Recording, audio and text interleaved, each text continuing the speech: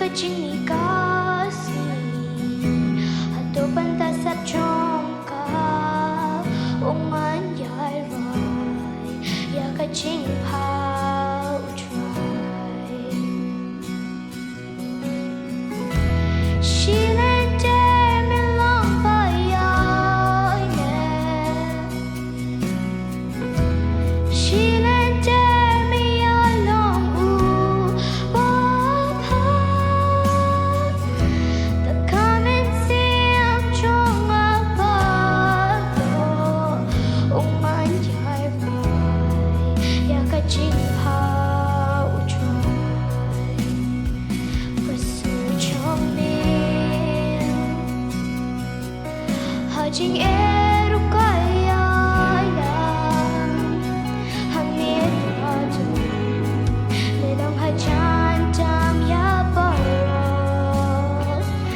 nilang yang akong ukpa but ko mo baralot bengan yai hakajing tuai try she let them along by I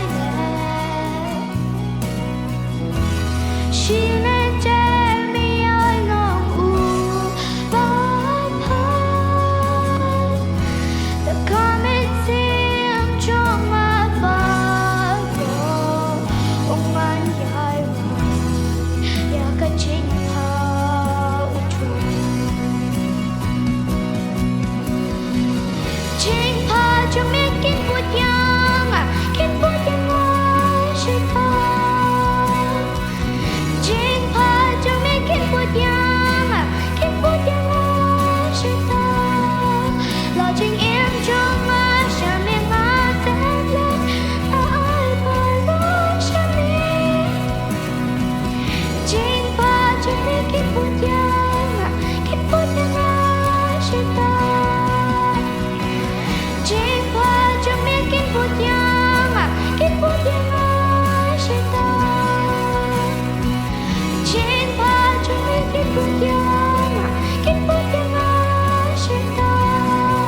lo jing em trong ma sha mẹ ma tan lên ba ai ba lo sha mẹ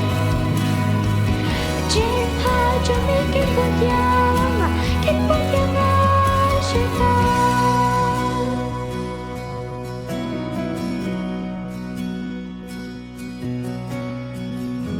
She let them along by I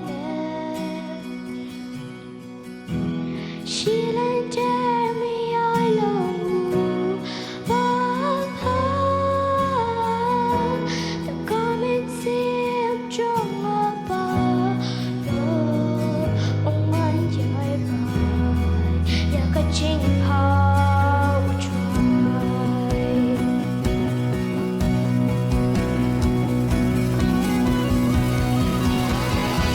She let them along by I she let them along papa the comment sim jong apa uman yai rai